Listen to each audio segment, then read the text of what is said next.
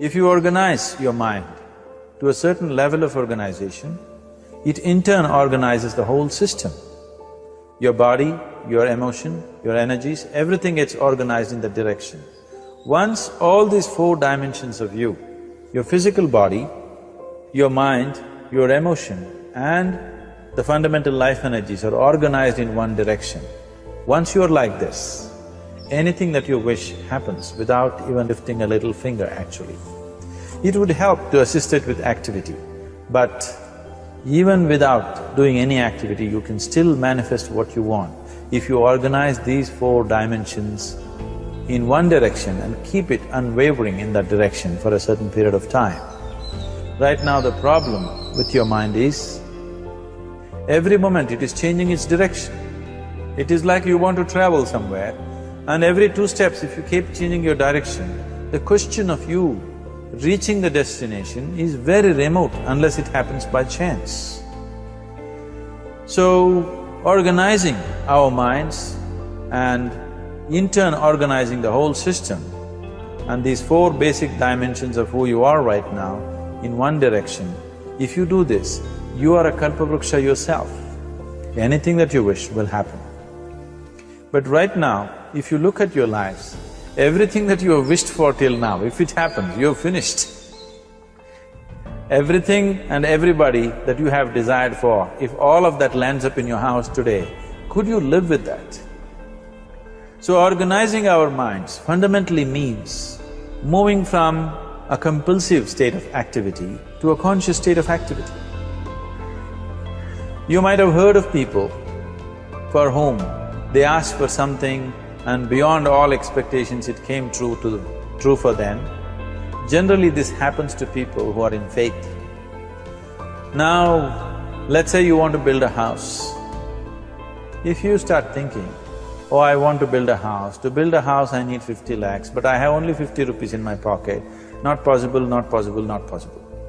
The moment you say not possible, you're also saying, I don't want it. So on one level, you're creating a desire that you want something, on another level, you're saying, I don't want it. So in this conflict, it may not happen.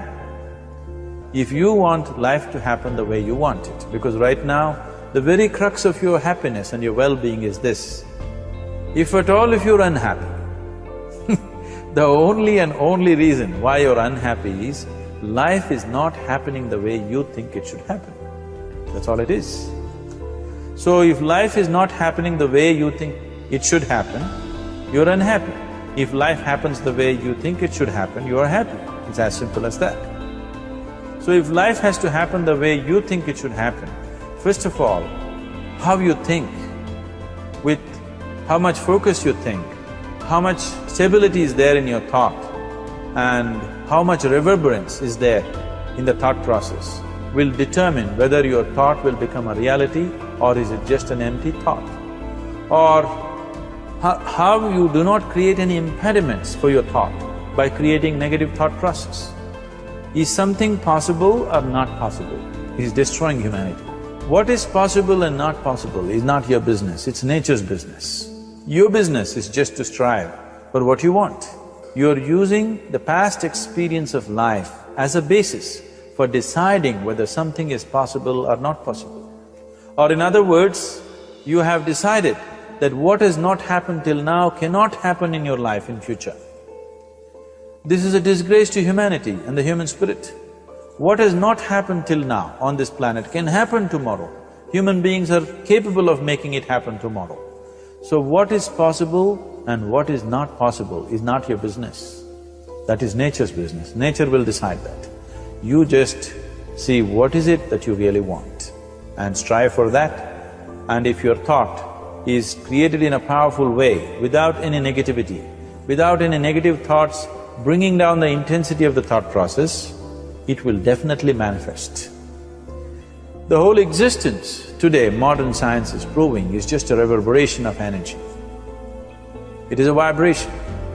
Similarly, your thought is also a vibration.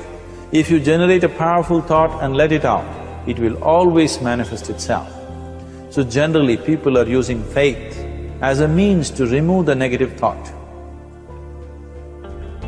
Today, once you have become thinking human beings, your faith is not too deep. It doesn't matter how much faith you think you have, somewhere doubts always crop up. Right now, the way your minds are made, this moment, if God appears right here, you will not surrender to Him. You will want an investigation whether He is really God or not. With this kind of mind, you should not waste your time on faith. So there is an alternative, which is commitment.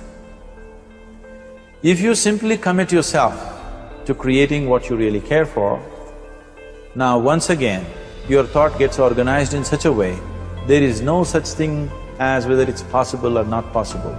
There is no hurdle in your thought process. Your thought flows freely towards what you want. Once this happens, making it happen will also naturally follow. So to create what you really care for, first and foremost thing is that what you want must be well manifested in your mind, that this is what I want. Is that what you really want? You must look at it, because any number of things in your life you have thought, this is it. The moment you reach there, you realize that's not it, it's the next one and the next one and the next one. So what is it that one really wants is one thing. First of all, we must explore. Once that is clear and we are committed to creating it, now there is a continuous process of thought in that direction. Once you can maintain a steady stream of thought without changing direction, definitely this is going to happen in your life, or it will definitely manifest as a reality in your life. So, either you make this human form into a kalpa vriksha, or you make it into one big mess, which is happening all over. So at every stage in our life, we tend to think, this is it. If this one thing happens, everything will be fine with my life. You reach there and you realize that's not it, and you postpone it to something else and something else. This is going on. The first and foremost thing is, you must be clear what is it that you really want. If you do not know what you want, the question of creating it doesn't arise. If you look at what you really want, what every human being wants is, he wants to live joyfully, he wants to live peacefully. In terms of its relationships, he wants it to be loving and affectionate. Or in other words, all that any human being is seeking for is pleasantness within himself, pleasantness around him. If this pleasantness, if it happens in our body, we call this health and pleasure. If it happens in our mind, we call this peace and joy. If it happens in our emotion, we call this love and compassion. If it happens in our energy, we call this blissfulness and ecstasy. This is all that a human being is looking for. Whether he is going to his office to work, he wants to make money, build a career, build a family, he sits in the bar, sits in the temple, he is still looking for the same thing. Pleasantness within, pleasantness around. If this is what we want to create, I think it's time we addressed it directly and commit ourselves to creating it. So you want to create yourself as a peaceful human being, joyful human being, loving human being, a pleasant human being on all levels. And do you also want a world like this? A peaceful world, a loving world, a joyful world? No, I want greenery, I want food. When we say a joyful world, that means everything that you want has happened. So this is all that you're looking for. So all that you need to do is commit yourself to creating it, to create a peaceful, joyful and loving world, both for yourself and everybody around you. Every day in the morning, if you start your day with this simple thought in your mind, that today, wherever I go, I will create a peaceful, loving and joyful world. If you fall down 100 times in the day, what does it matter? For a committed man, there is no such thing as failure. If you fall down 100 times, 100 lessons to be learned. If you commit yourself like this to creating what you really care for, now your mind gets organized. Once your mind gets organized, the way you think is the way you feel, your emotion will get organized. Once your thought and emotion is organized, your energies will get organized in the same direction. Once your thought, emotion and energies are organized, your very body will get organized. Once all these four are organized in one direction, your ability to create and manifest what you want is phenomenal. You are the creator in many ways.